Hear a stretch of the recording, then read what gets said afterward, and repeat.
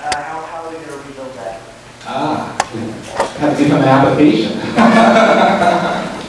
Excellent question. That's an excellent question. When we take a look at the reserves, we're actually using $1.2 million in reserves. That's what was slated to help us balance the general fund budget for the 2009 fiscal year. The problem is, as you mentioned, how do we build up our reserves?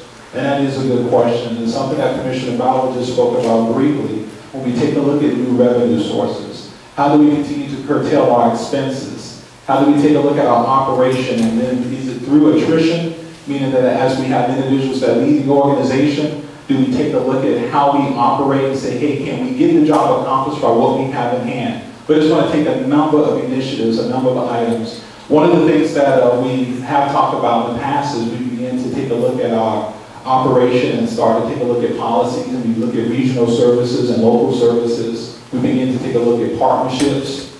We begin to take a look at how can we run just more efficiently. But it will take a concerted effort as far as us continue to curtail our expenses and continue to search for new revenue. And as the gentleman just mentioned, to challenge our legislator to take a look at mandates that are either funded or unfunded.